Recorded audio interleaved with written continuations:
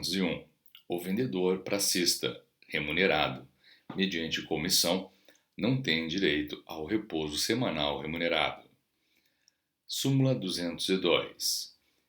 Na equiparação de salário em caso de trabalho igual, toma-se em conta o tempo de serviço na função e não no emprego. Súmula 203. Não está sujeita à vacância de 60 dias a vigência de novos níveis de salário mínimo. Súmula 204.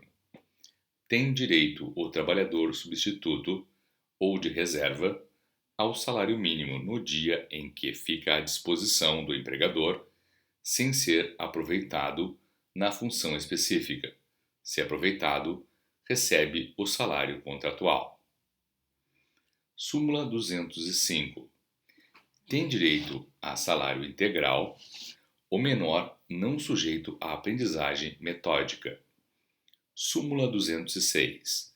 É nulo o julgamento ulterior pelo júri com a participação de jurado que funcionou em julgamento anterior do mesmo processo. Súmula 207. As gratificações habituais, inclusive a de Natal, consideram-se tacitamente convencionadas, integrando o salário. Súmula 208. O assistente do Ministério Público não pode recorrer, extraordinariamente, de decisão concessiva de habeas corpus. Súmula 209. O salário-produção, como outras modalidades de salário-prêmio, é devido, desde que verificada a condição a que estiver subordinado, e não pode ser suprimido unilateralmente pelo empregador quando pago com habitualidade. Súmula 210. O assistente do Ministério Público pode recorrer, inclusive extraordinariamente, na ação penal, nos casos dos artigos 584, parágrafo 1º e 598 do Código de Processo Penal. Súmula 211.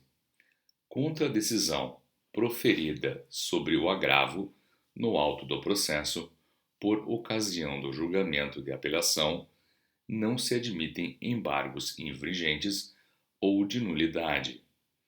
Súmula 212.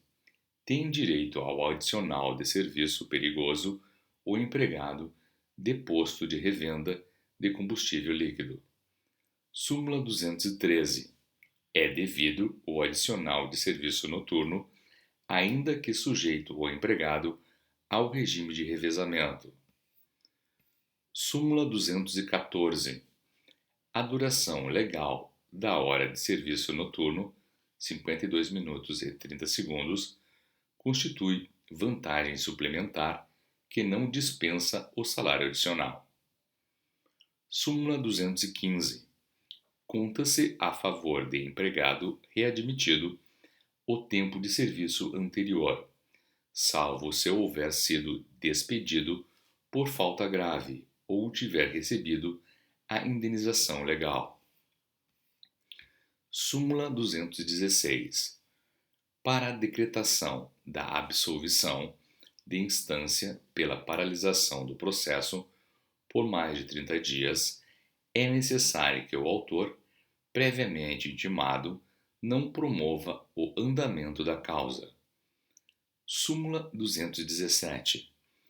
Tem direito de retornar ao emprego ou ser indenizado em caso de recusa do empregador o aposentado que recupera a capacidade de trabalho dentro de 5 anos, a contar da aposentadoria que se torna definitiva após esse prazo. Súmula 218. É competente o juízo da Fazenda Nacional, da capital do Estado, e não o da situação da coisa, para a desapropriação promovida por empresa de energia elétrica, se a União Federal intervém como assistente. Súmula 219. Para a indenização devida, a empregado que tinha direito a ser readmitido e não foi, levam-se em conta as vantagens advindas à sua categoria no período do afastamento. Súmula 220. A indenização devida a empregado estável que não é readmitido ao cessar sua aposentadoria deve ser paga em dobro. Súmula 221.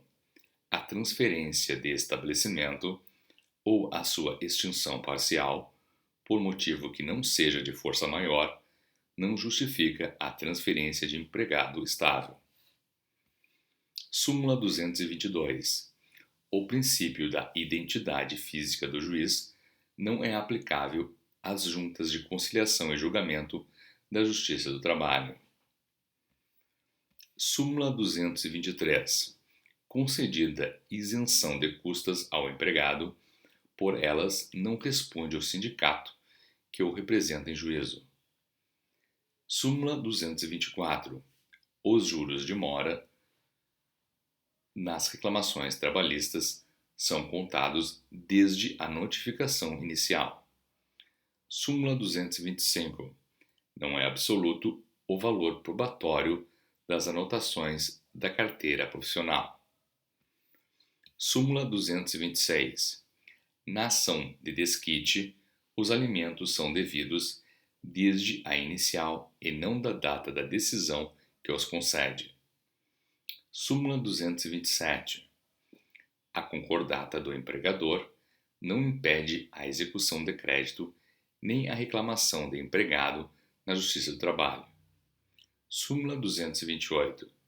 Não é provisória a execução na pendência de recurso extraordinário ou de agravo destinado a fazê-lo admitir.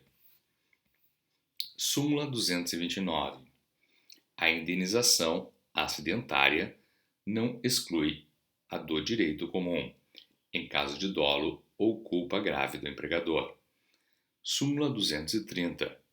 A prescrição da ação de acidente do trabalho conta-se do exame pericial que comprovar a enfermidade ou verificar a natureza da incapacidade. Súmula 231. O rével, em processo civil, pode produzir provas desde que compareça em tempo oportuno. Súmula 232. Em caso de acidente do trabalho, são devidas diárias até 12 meses, as quais não se confundem com a indenização acidentária, nem com auxílio enfermidade. Súmula 233. Salvo em caso de divergência qualificada, Lei 623, não cabe recurso de embargos contra a decisão que nega provimento a agravo ou não conhece de recurso extraordinário, ainda que por maioria de votos. Súmula 234. São devidos honorários de advogado em ação de acidente do trabalho julgada procedente. Súmula 235. É competente para a ação de acidente do trabalho a Justiça Civil Comum, inclusive em segunda instância, ainda que seja parte autarquia seguradora. Súmula 236. Em ação de acidente do trabalho, a autarquia seguradora não tem isenção de custas. Súmula 237. O uso capião pode ser arguido em defesa. Súmula 238. Em caso de acidente do trabalho, a multa pelo retardamento da liquidação é exigível do segurador, subrogado, ainda que autarquia.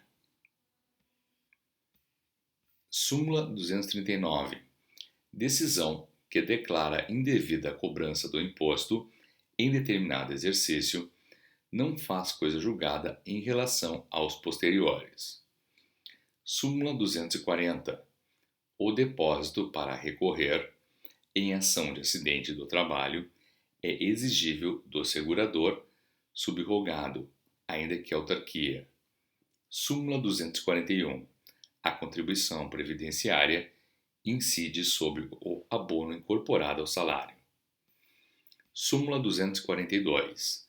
O agravo no auto de processo deve ser apreciado no julgamento da apelação, ainda que o agravante não tenha apelado. Súmula 243. Em caso de dupla aposentadoria, os proventos a cargo do IAPFESP não são equiparáveis aos pagos pelo Tesouro Nacional, mas calculados à base da média salarial nos últimos 12 meses de serviço. Súmula 244. A importação de máquinas de costura está isenta do imposto de consumo. Súmula 245. A imunidade parlamentar não se estende ao co-réu sem essa prerrogativa. Súmula 246. Comprovado não ter fraude, não se configura o crime de emissão de cheque sem fundos. Súmula 247. O relator não admitirá os embargos da Lei 623, nem deles conhecerá o Supremo Tribunal Federal quando houver jurisprudência firme do plenário no mesmo sentido da decisão embargada. Súmula 248. É competente, originariamente, o Supremo Tribunal Federal para mandado de segurança contra ato do Tribunal de Contas da União. Súmula 249. É competente o Supremo Tribunal Federal para ação rescisória, quando, embora não tenha conhecido do recurso extraordinário, ou havendo negado provimento ao agravo, tiver apreciado a questão federal controvertida. Súmula 250. A intervenção da União desloca o processo do juízo civil comum para o fazendário,